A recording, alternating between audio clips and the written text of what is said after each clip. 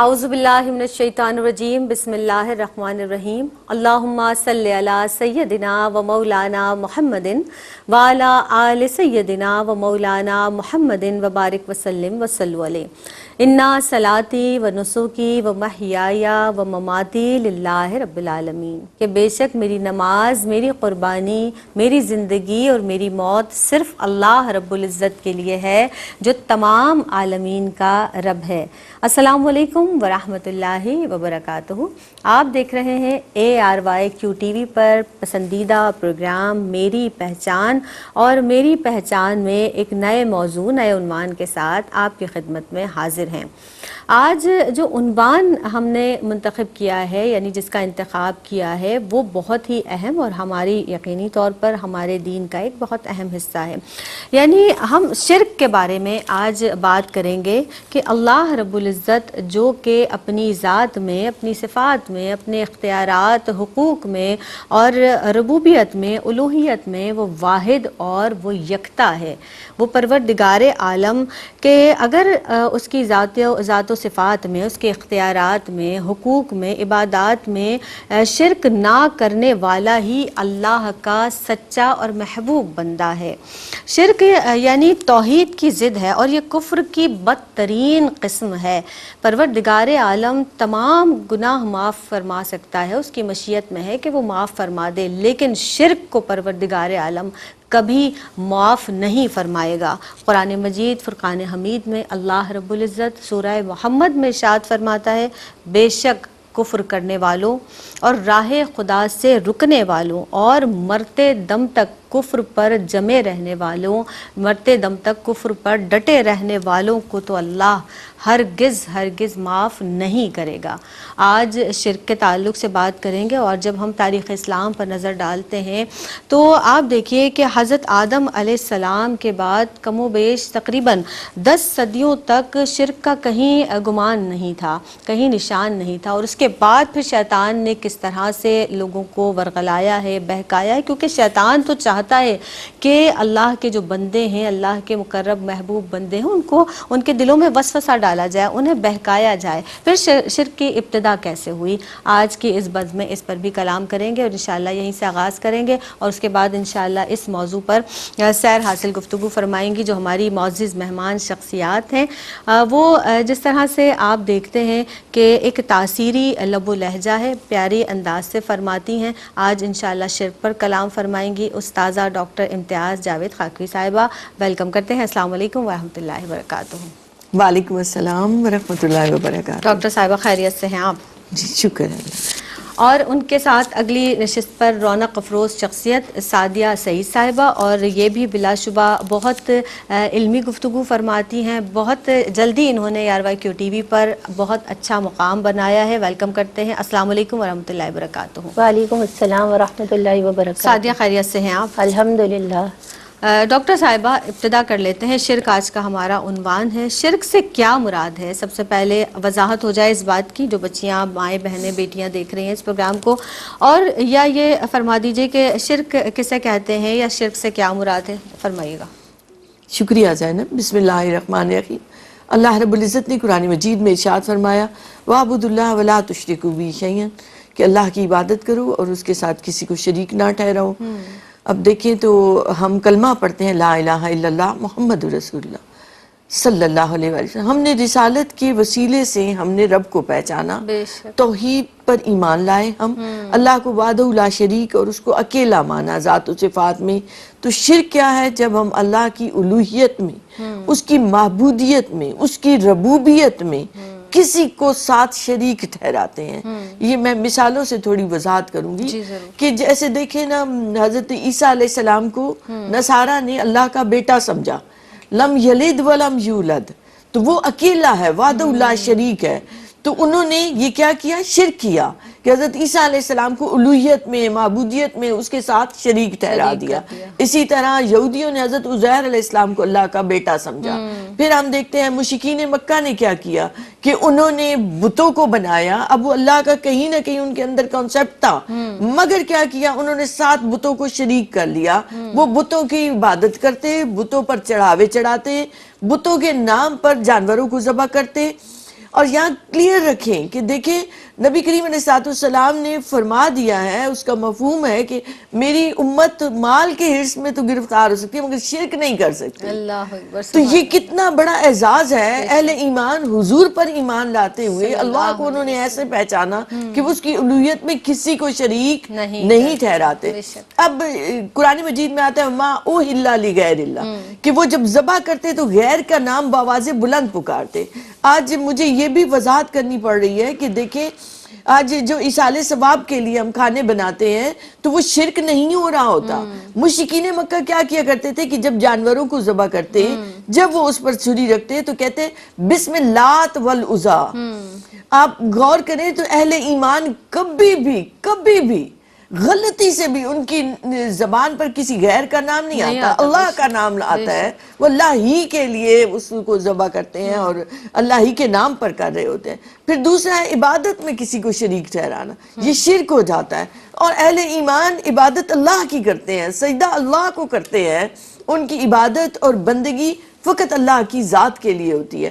تو جب عبادت میں کسی کو شریک کر لو، جیسے وہ میں نے کہا کہ وہ بتوں کی عبادت کرتے تھے، بتوں پر چڑھاوے چڑھاتے تھے، تو اہل ایمان ایسا ہرگز نہیں کیا کرتے. ایصال ثواب کے لیے کچھ کرنا شرک میں نہیں آتا.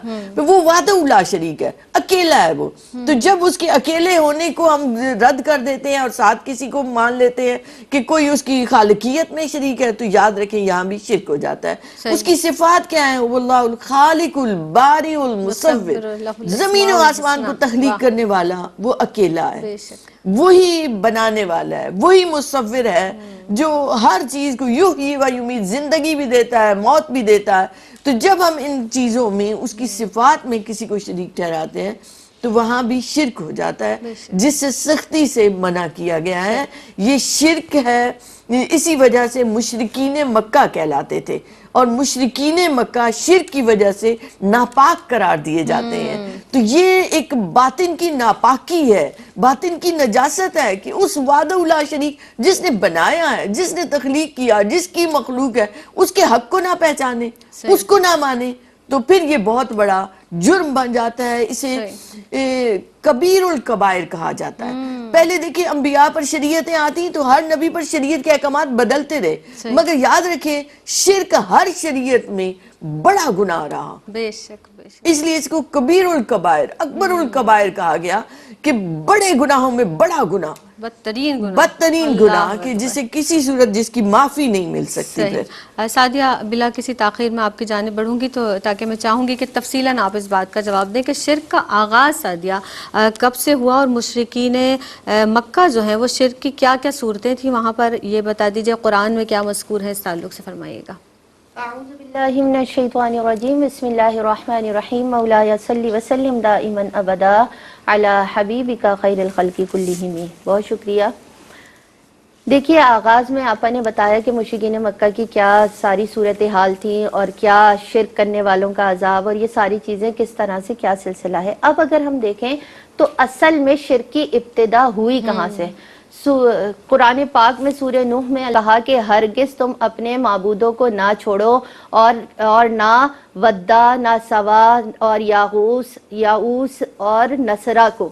یعنی یہ وہ 5 نام ہیں کہ یہ حضرت آدم علیہ السلام کی اولاد میں سے، امام بغوی علیہ رحمہ بیان کرتے ہیں، اور یہ حضرت آدم علیہ السلام اور حضرت نوح علیہ السلام کے درمیانی وقت، جو درمیان کا حصہ تھا، یہ اس زمانے میں آئے، اور یہ اللہ رب العزت کے ولی اللہ تھے، یہ 5 کے 5. اور جو ان کی اقتداء میں لوگ عبادت کیا کرتے تھے، تو ان کے جہاں سے چلے جانے کے بعد بھی وہ انہی کی اقتداء میں عبادت کرتے تھے، جیسے وہ رب کی عبادت کرتے تھے، جو احکامات تھے اس پر عمل کرتے تھے. لیکن پھر کچھ عرصے بعد ان کے ذہن میں شیطان نے یہ خیال ڈالا کہ یہ جو تمہارے بزرگ چلے گئے ہیں تو تمہیں عبادت میں وہ لذت نہیں آتی، تو تم ان کے مجسمے بنا لو اور اس کو تم رکھو گے تو تمہاری عبادت میں اور چاشنی آ جائے گی. تو انہوں نے ایسے ہی کیا کہ ان 5 کے بت بنا لیے، اور پھر وہ اس میں اپنی عبادت میں اور لذت محسوس کرنے لگے. پھر جب وہ لوگ بھی مر گئے تو پوری ایک نئی نسل آئی جس کو شیطان نے، ابلیس نے بھڑکایا اور یہ بتایا کہ یہ وہ لوگ ہیں کہ تمہارے آباء و اجداد ان کی پوجا کیا کرتے تھے، ان کو مانا کرتے تھے، انہی سے بارش مانگا کرتے تھے، یہی بارش دیا کرتے تھے، تو تم ان کی عبادت کرو. تو اصل میں ابتدا بت پرستی کی، شرک کی اس جگہ سے یہاں سے شروع پھر ہوئی، انہوں نے یہاں ان کو ہی سے پوجنا انہی شروع کو کر دیا۔ پوجنا شروع کر دیا، صحیح۔ کیونکہ انہیں شیطان نے، کیونکہ علم اٹھ گیا تھا، علم کی کمی ہو گئی تھی، علم نہیں تھا، اس کی بنیاد پر پھر انہوں نے انہی کی پوجا شروع کر دی، جس کی وجہ سے وہاں سے شرک کا آغاز ہو گیا۔ صحیح۔ اب اگر ہم دیکھیں تو مشرکین مکہ کی جو صورتحال ہے جو قرآن پاک سے بھی ہمیں پتہ چلتا ہے، دیکھیے سب سے پہلی بات کہ مشرکین مکہ شرک کیوں کرتے تھے، ان کا ذہن یہ ہے کہ اللہ رب العزت ایک وحدہ لا شریک ذات ہے۔ بے شک۔ ان کا اپنا ماننا یہ تھا کہ بارش کوئی اور خدا برسائے، رزق کوئی اور خدا دے، صحت کوئی اور خدا دے، کسی کو زندگی کوئی اور خدا دے، مارے کوئی اور خدا۔ ان کا یہ تھا کہ اتنی بڑی کائنات کو ایک خدا واحد کیسے چلا سکتا ہے، تو وہ کئی خداؤں کا تصور رکھتے تھے کہ جب سب کے پاس الگ الگ چیزیں ہوں گی تو کائنات کا نظام چلے گا، اور جب سب کو وہ الہ مانیں گے تو اس کی وجہ سے وہ عبادت کے بھی مستحق ہوں گے، تو وہ شرک میں مبتلا ہو گئے، کیونکہ وہ اپنے بنائے ہوئے خداؤں کو مانا کرتے تھے اور ان کی پوجا کیا کرتے تھے۔ تو اللہ رب العزت کے لیے لا الہ الا اللہ کا کلمہ ہے کہ جو یہ ادا کرتا ہے، مطلب یہ ہے کہ وہ شرک سے پاک ہے، وہ شرک نہیں کیا کرتا اس ذات کے ساتھ۔ اسی طرح قرآن پاک کی اب مختلف صورتیں اٹھا کر دیکھیں تو قرآن پاک کی آیات مبارکہ کا ہمیں مفہوم پتہ چلتا ہے کہ آپ ان سے فرما دیجئے کہ کون ہے جو آسمان سے رزق کو زمین کی طرف نازل کرتا ہے، پھر کون ہے جو تمہاری آنکھوں اور کانوں کا مالک ہے، کون ہے جو زندے کو مردہ اور مردے کو زندہ کرتا ہے۔ یعنی اللہ رب العزت کی جب ان ساری نشانیوں کا بتائیں گے تو وہ کہیں گے اللہ، وہ کہیں گے اللہ، لیکن کیا وہ شرک کرتے ہیں تو وہ ڈرتے نہیں ہیں اس بات سے کہ وہ کہتے تو ہیں کہ اللہ ہے لیکن مانتے نہیں ہیں، وہ جانتے ہیں کہ رب ہے لیکن وہ ایک رب کا تصور نہیں کرتے، وہ اس میں شرک کرتے ہیں اس کے ساتھ۔ پھر اسی طرح آپ ان سے پوچھئے کہ کون ہے کہ جس نے سورج اور چاند کو بنایا، اس میں روشنی دی، کون ہے جس نے زمین پر پانی برسانے کے بعد اسے دوبارہ تر و تازہ کیا اور وہاں پر سارے نظامات چلائے، کون ہے جس نے تمہیں پیدا کیا، وہ کہیں گے اللہ، لیکن پھر وہ الٹے راستے پر جا رہے ہیں اور پھر ان میں سے کچھ عقل والے ہی نہیں ہیں۔ جب ہم آیت مبارکہ کو پڑھتے ہیں تو ہمیں پتہ چلتا ہے کہ مشرکین مکہ کی صورتحال در حقیقت کیا تھی، وہ یہی تھیں کہ وہ ایک رب کا تصور نہیں رکھتے تھے، وہ جانتے تھے کہ اللہ ہے لیکن وہ ان کا اپنے ذہن میں یہ تھا کہ یہ سارا نظام ایک وحدہ لا شریک ذات کیسے چلاتی ہے۔ اور جب ہم پڑھتے ہیں کلمہ لا الہ الا اللہ تو ہمارا ایمان ہے کہ اس رب کے سوا کوئی نہیں ہے، وہی ہے جو ہر چیز پر قادر ہے، اس نے اپنے کاموں کے لیے فرشتوں کو رکھا ہے۔ حضرت جبرائیل علیہ السلام پیغام رسانی کا کام، حضرت میکائیل علیہ السلام بارش کا کام، حضرت اسرائیل علیہ السلام موت روح قبض کرنے کا کام، حضرت اسرافیل علیہ السلام سور پھونکیں گے، لیکن یہ ساری چیزوں پر وہ رب قادر ہے، وہ چاہے اپنے ہاتھ سے کرے چاہے فرشتوں سے کرائے، لیکن ہم اس کی ذات میں کسی کو شریک ٹھہرائیں گے تو ہم مشرک کہلائیں گے۔ اللہ رب العزت نے امت محمدیہ صلی اللہ علیہ وسلم کو آقا علیہ الصلوۃ والسلام کے صدقے شرک سے بچایا۔ اللہ رب العزت مشرکین مکہ کی جو صورتحال ہمیں پتہ ہے اس سے ہر دم ہمیں بھی بچنے کی توفیق عطا فرمائے۔ آمین۔ بہت پیارا انداز اور بہت ہی ایسے اس طرح سے آپ نے سمجھا دیا کہ بہت اچھے سے یہ تمام چیزیں ہمارے ذہنوں میں دوبارہ سے ازبر ہو گئی ہیں۔ ایک وقفے پر جاتے ہیں، حاضر ہوتے ہیں اس مختصر سے وقفے کے بعد۔ السلام علیکم ورحمۃ اللہ وبرکاتہ۔ ایک مرتبہ پھر آپ سب کا خیر مقدم ہے جناب۔ جس طرح سے ہم بات کر رہے ہیں شرک کے تعلق سے، اور ہم نے یہ جانا، ہم نے یہ سمجھا کہ شرک کا آغاز کیسے ہوا، کیا کیا صورتیں تھیں اور کس طرح سے لوگ شرک میں مبتلا ہوئے اور انہوں نے بتوں کی پوجا کو شروع کر دیا اور اس کا آغاز ہو گیا۔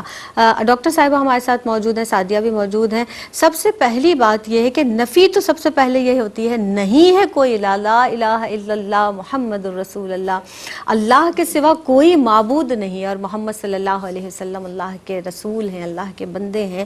تو اب جس طرح سے ہم بات کر رہے ہیں آپا، میں چاہوں گی کہ شرک کی جو مذمت ہے قرآن و حدیث کی روشنی میں آپ ارشاد فرما دیجیے گا۔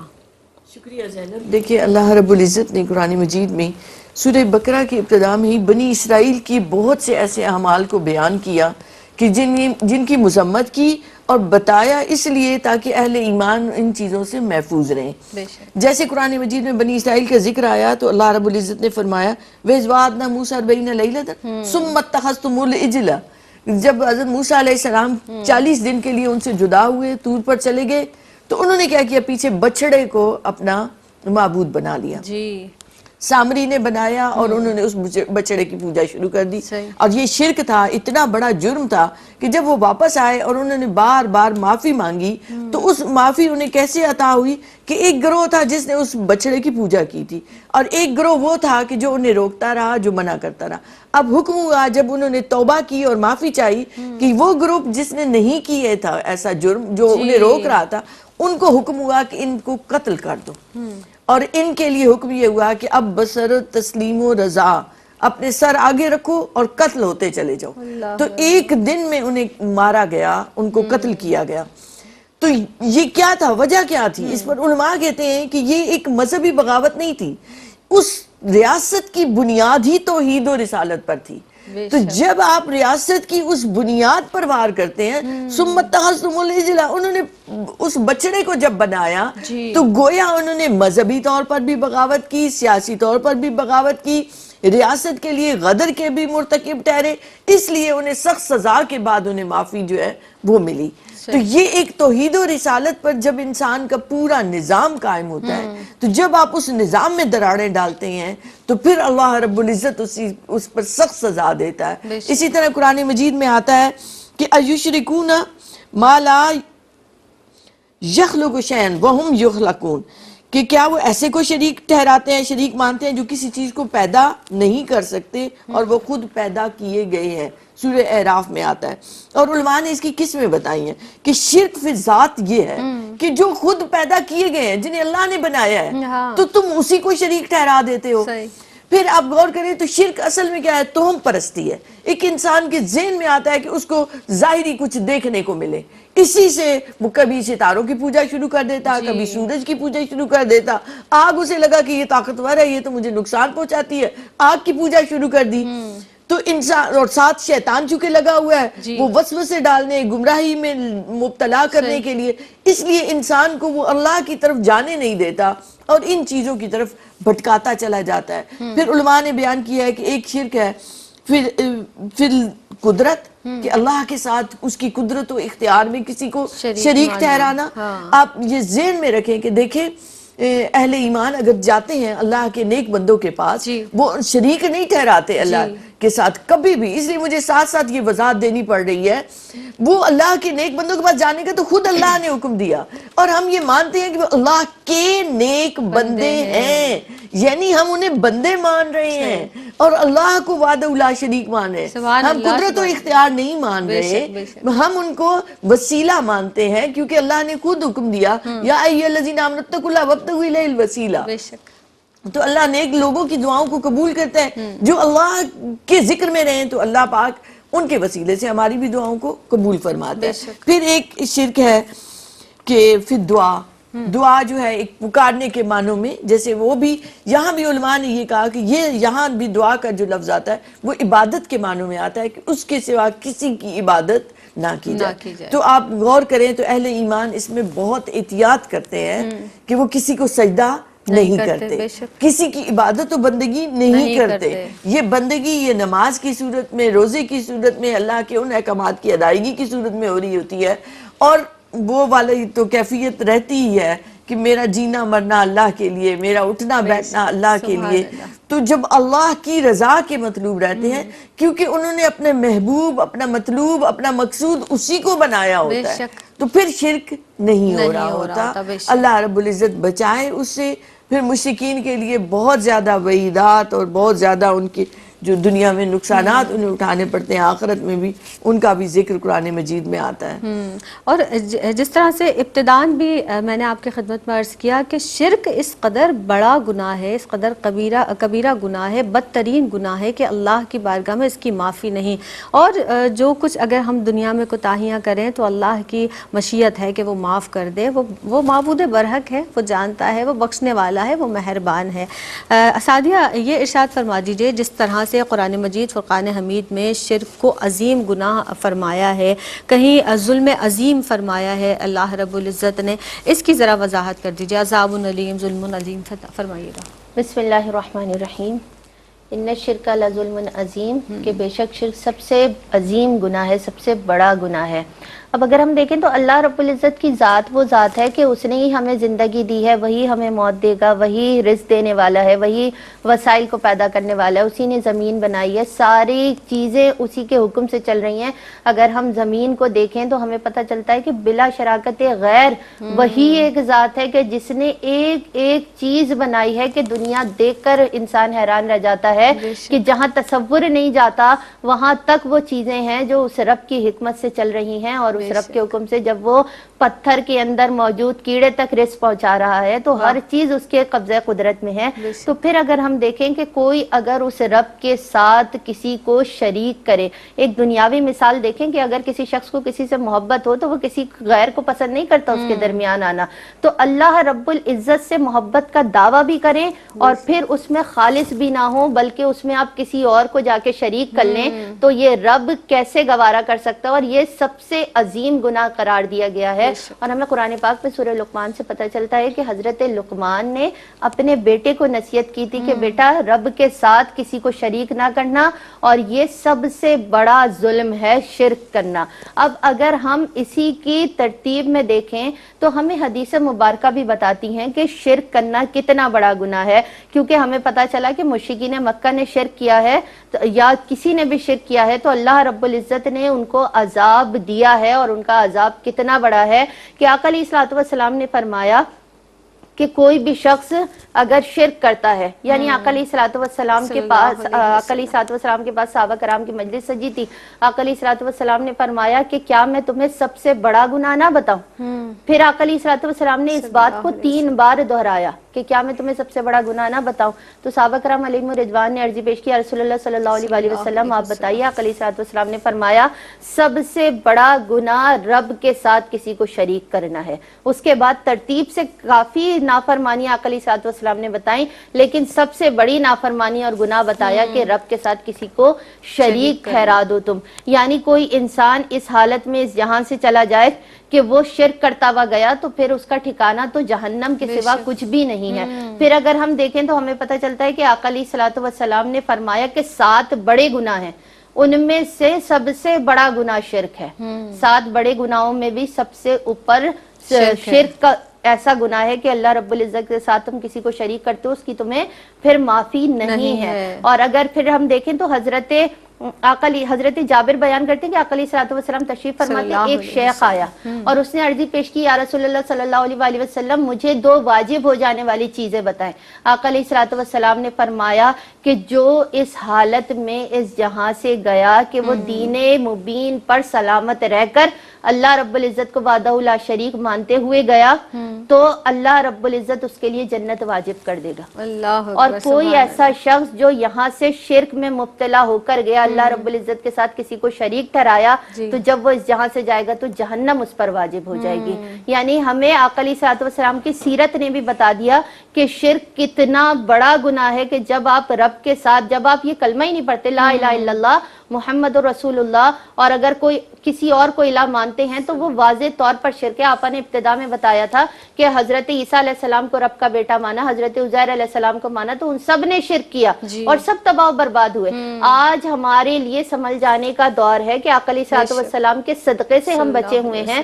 تو یہ جو شرک عظیم ہے، ہم چھوٹی چھوٹی ابھی پوری ترتیب آپا نے بتائی کہ چھوٹی چھوٹی چیزوں سے بھی شرک کی قسمیں بنتی ہیں، تو لہٰذا اپنی نیت کو خالص رکھیں گے، رب کے لیے رکھیں گے، رب کے سوا کوئی کارساز نہیں ہے، وہی وحدہ لا شریک ذات ہے۔ جب ہم اس عقیدے پر قائم رہیں گے تو ہمارا ایمان ہر دم سلامت رہے گا۔ سبحان اللہ سبحان اللہ۔ اور ہم دیکھتے ہیں اگر ہم پوری دنیا پر نظر ڈالیں اور جہاں جہاں مشرکین موجود ہیں تو وہ خود بھی کسی ایک الہ کی، ایک بت کی پوجا نہیں کرتے، اور پوری دنیا کو تو اگر ہم چھوڑ ہی دیں، کسی ایک خطے کی بھی بات کریں تو وہاں بھی 2 3 اور 4 انہوں نے معبود بنائے ہوئے ہیں اور اس کی عبادت کرتے ہیں۔ تو الحمدللہ ہم دین اسلام کے ماننے والے ہیں اور ایک رب کی، ایک اللہ کی جو وحدہ لا شریک ہے اسی کی عبادت کرتے ہیں، اور انشاءاللہ تعالی اللہ رب العزت ہمیں اسی کلمے پر موت عطا فرمائے۔ وقفہ لیتے ہیں، حاضر ہوتے ہیں۔ السلام علیکم ورحمۃ اللہ وبرکاتہ۔ ایک مرتبہ پھر آپ سب کو خوش آمدید کہتے ہیں۔ آج میری پہچان میں جس عنوان پر ہم گفتگو کر رہے ہیں وہ ہے شرک، اور شرک کے حوالے سے بہت ساری باتوں کی، بہت ساری چیزوں کی وضاحت ہوئی، اور ہمارے ذہن کے بہت سارے جو گوشے ہیں وہ کھل کر ان کی تسلی اور تشفی ہو گئی، جو بہت سارے پوائنٹ ہمارے ذہنوں میں تھے۔ اب جس طرح سے ہم گفتگو میں بار بار ہماری اسکالرز بھی یہ فرما رہی ہیں کہ یقینی طور پر جو مشرکین ہیں وہ ہمیشہ جہنم میں رہیں گے، یعنی اللہ رب العزت نے ان کے لیے جہنم کا جو عذاب ہے وہ تیار رکھا ہے، اور ہمیشہ ہمیشہ کے لیے وہ اسی آگ میں جلتے رہیں گے، اور پھر وہ پشیمان بھی ہوں گے کہ کاش ہمیں ایک بار پھر زندگی مل جائے، لیکن پروردگار عالم نے جو موقع انہیں عطا فرمایا تھا وہ یقینی طور پر انہوں نے کھو دیا ہے۔ آپ ہمارے ساتھ موجود ہیں، آپ بات کر لیتے ہیں۔ اب میں چاہوں گی کہ مشرکین کے لیے جو قرآن مجید میں وعیدات آئی ہیں ان کا ذکر فرمائیے گا آپ۔ شکریہ زینب۔ دیکھیں، ایک بنیادی بات یہ سمجھ لینی چاہیے کہ ہر چیز کی کوئی ضد ہوتی ہے۔ جیسے اندھیرا ہے تو اس کی ضد اجالا ہے، اسی طرح دن ہے تو اس کی ضد رات ہے، تو صبح کی شام ہے، تو بعین ہی ایمان کی ضد شرک ہے۔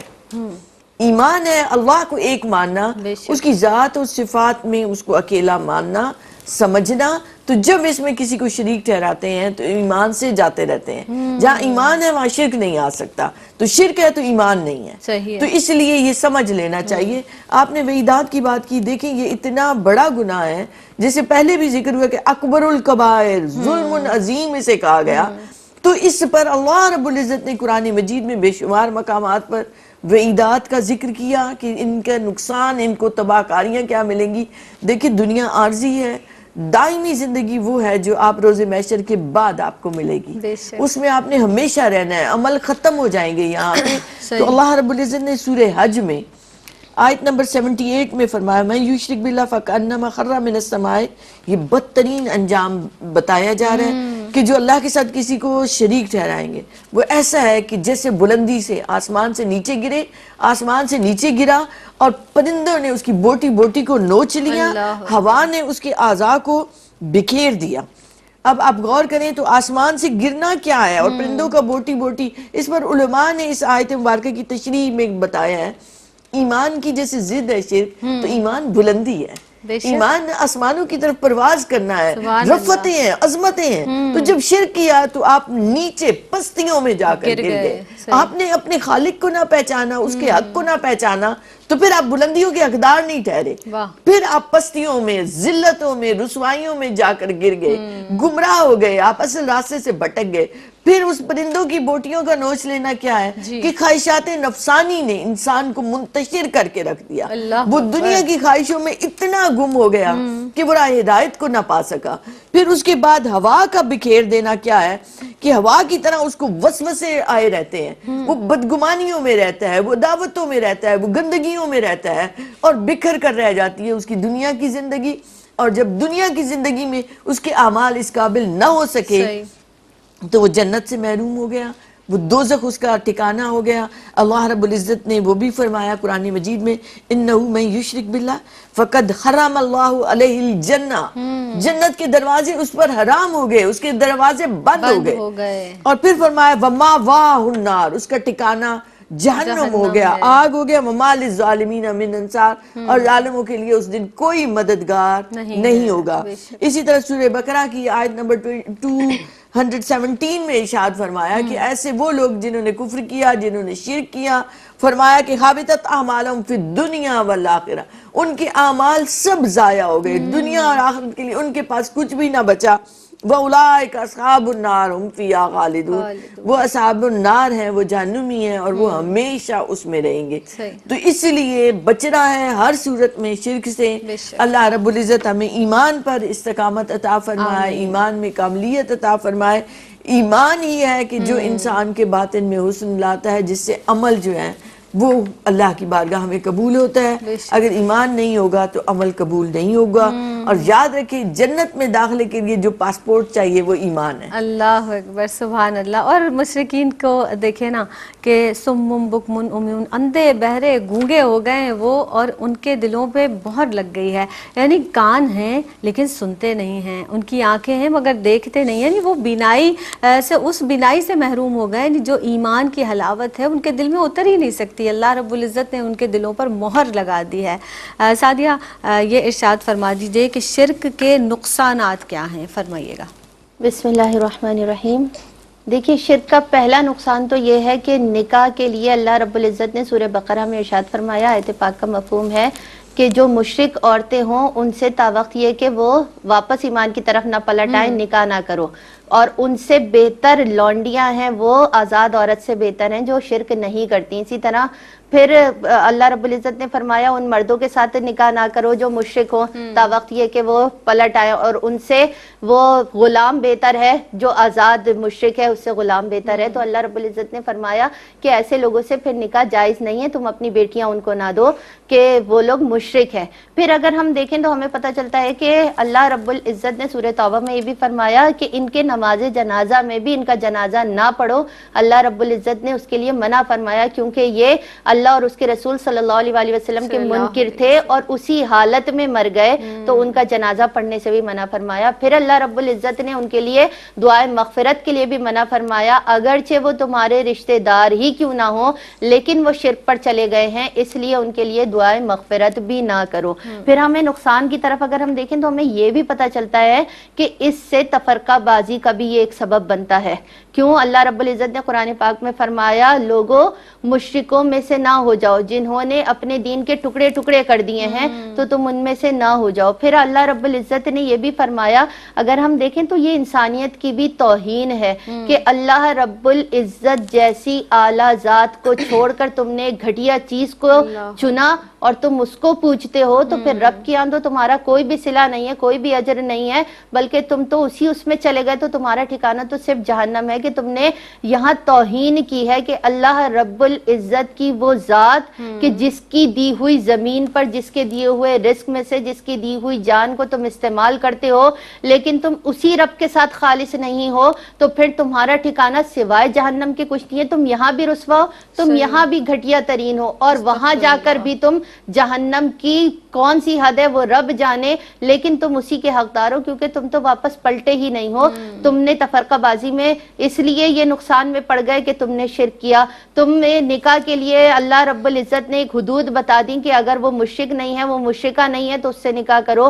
اللہ رب العزت نے یہ بھی بتا دیا کہ اس پر ہمیشہ کے لیے جنت حرام ہو گئی ہے اور جہنم واجب ہو گئی ہے اس کے اوپر کیونکہ اس نے شرک کیا. تو ہمیں وعیدات سے بھی پتہ چلا کہ جنت اور دوزخ حرام ہو گئی، جنت حرام ہو گئی اور دوزخ اس پر واجب ہو گئی. اسی طرح ہمیں اس سے بھی پتہ چلا کہ نقصانات کی اگر ہم ترتیب دیکھیں تو کتنا بڑا یہ نقصان ہے کہ کوئی شخص اگر شرک کی حالت میں یہاں سے چلا جائے تو اس کا جنازہ بھی نہیں ہے، کیونکہ اللہ رب العزت نے فرمایا کہ جس نے شرک کیا اس طرح سے تو گویا وہ آسمان سے زمین کی طرف گر گیا اور اسے اب کوئی بھی پرندہ اچک کے لے جائے گا یا پھر کوئی بھی ہوا اسے دور دراز علاقے میں چھوڑ آئے گی. آیت پاک کا مفہوم بتا رہی ہوں سورہ حج کی. تو اللہ رب العزت کی یہ وعید ہم پڑھتے ہیں اور پھر بھی ہمیں یہ خیال نہیں آتا کہ اللہ رب العزت کے ساتھ جب ہم شرک کر رہے ہوتے ہیں تو اس کا عذاب اس جہاں میں بھی آئے گا اور کل آخرت میں بھی ملے گا. لیکن اگر ہم ان عقیدوں کو اپنے سلامت رکھیں اور ہم لوگوں کو گاہے بگاہے ان باتوں کی طرف لے کر آئیں کہ اگر ہم دعا کرتے ہیں اس کے پیاروں کے وسیلے سے تو اس رب نے حکم دیا ہے خود قرآن پاک میں کہ وسیلہ تلاش کرو، اور یہ وہ اللہ کے نیک اور پاکیزہ بندے ہیں کہ اللہ رب العزت ان کے کان بن گئے، ان کی زبان، ان کی آنکھیں، تو ہم مانگتے اسی ذات سے ہیں. صرف وسیلہ ان کو بناتے ہیں کہ اللہ رب العزت کی مقبول بارگاہ یہ لوگ ہیں، تو اللہ رب العزت اپنے پیاروں کی بات کو رد نہیں کیا کرتا. تو ان عقیدوں کی سلامتی کے ساتھ ہر عمل کو کیجئے. اللہ رب العزت ہمیں شرک کو ہر قدم پہ کرنے سے بچا اور ہمارے ایمان کو سلامت رکھے. اور میں یہ ایک دعا کرتی ہوں کہ اللہ رب العزت زندگی دے شان والی، موت دے ایمان والی. واہ بھائی، بڑی پیاری بات کہ زندگی دے شان والی، موت دے ایمان والی. اور جب زندگی میں ہم ایمان والے ہوں گے تبھی ہماری زندگی میں بھی شان ہوگی اور موت کے مرنے کے بعد بھی اللہ رب العزت کی بارگاہ میں ہم سرخرو ہوں گے۔ ڈاکٹر صاحبہ ہماری بہنوں کو اس تعلق سے کیا میسج دینا چاہیں گی، فرمائیے گا۔ دیکھیں ہمارے عقائد میں وسوسے ڈالے جا رہے ہیں، ہم اہل ایمان لوگ ہیں، لا الہ الا اللہ محمد رسول اللہ پر کامل ایمان رکھتے ہیں۔ الحمدللہ۔ یہ کلمات ہیں جو پہلا کلمہ، دوسرا کلمہ، تیسرا، ان کو سمجھ کے پڑھیں، بالکل بار بار ان کو ادا کریں تاکہ کوئی ذرہ، کوئی شائبہ بھی گندگی کا نہ آ سکے۔ ہم اس کو وحدہ لا شریک مانتے ہیں، ہم یہ مانتے ہیں کہ وہی الوہیت کا حقدار ہے، بے شک، وہ اپنی صفات میں لامحدود ہے بے شک۔ اور وہ اپنی عطا سے کسی کو دے دیتا ہے، تو کسی کو کیا اعتراض؟ ہم اللہ یہی تو مانتے ہیں کہ من ذا الذی یشفع عنده الا باذنہ، صحیح، کون اس کی بارگاہ میں سفارش کر سکتا ہے صحیح، الا باذنہ، اس نے خود کہا، جسے وہ خود اجازت دے، اس کے اذن کے بغیر تو اس کے پتہ اذن بھی کے نہیں بغیر ہل سکتا۔ نہیں ہو سکتا۔ جی سعدیہ، بالکل۔ آپ کی جانب سے بھی کوئی میسج ہو جائے؟ بس میں یہ کہنا چاہوں گی کہ ایک بزرگ کے پاس ایک شخص آیا اور اس نے کہا کہ میں نے سنا آپ کے پاس اسم اعظم ہے تو آپ وہ مجھے بھی دے دیجئے۔ تو انہوں نے یہ فرمایا کہ اگر تو اپنے دل کو ہر غلط خیال سے، ہر کسی برے خیال سے اپنے دل کو پاک کر لے کہ رب کے سوا تیرے دل میں کوئی خیال نہیں ہو، پھر تو جس نام سے اسے پکارے گا وہ اسم اعظم بن جائے گا۔ تو اللہ رب العزت سے دعا ہے کہ وہ ہمیں بھی ایسا دل عطا کرے کہ جس میں صرف اسی رب کی محبت ہو اور ہر ایک کی محبت اس دل سے نکل جائے۔ اللہ رب العزت ہمیں دین متین پر عمل کرتے ہوئے تمام احکامات کو پوری کرنے کی توفیق عطا کرے۔ الہی آمین، اللہم آمین۔ ڈاکٹر صاحبہ آپ تشریف لائی ہیں، بہت ایمان تازہ ہوا، ایمان افروز گفتگو فرمائی۔ سعدیہ آپ کی جانب سے بھی بہت اچھی گفتگو، اللہ تعالیٰ قبول فرمائے۔ بس یہ جو ہم نے اپنے خود سے جو نفس کے ہم غلام ہو گئے ہیں اور ہم نے جو الہ بنا لیے ہیں، اللہ رب العزت ہمیں ان سے محفوظ فرمائے۔ جو دنیاوی اعتبار سے جن چیزوں کو ہم پوچھتے ہیں، اللہ رب العزت کے جو احکامات ہیں، اس رب کے کائنات کو ہم وحدہ لا شریک تو مانتے ہیں، لیکن اس کے احکامات کی کہاں کہاں بجا آوری ہم کرتے ہیں، اس کا تھوڑا سا محاسبہ کرنے کی ضرورت ہے۔ اللہ نے سود منع کیا، ہم سود خور ہو چکے ہیں، استغفر اللہ۔ اللہ رب العزت نے چوری سے، ہر بری چیز سے اللہ رب العزت نے منع فرمایا، لیکن آج ہم اپنے نفس کے اس قدر غلام بن چکے ہیں کہ ہر برائی ہمارے اندر موجود ہے۔ تو اس رب کو الہ مانیے، اس کے ساتھ ساتھ اس رب کی بھی مانیے اور اپنی زندگی میں ان قوانین کو لاگو کیجئے جو اللہ رب العزت نے ہمیں عطا فرمائے ہیں۔ اجازت دیجیے گا، فی امان اللہ۔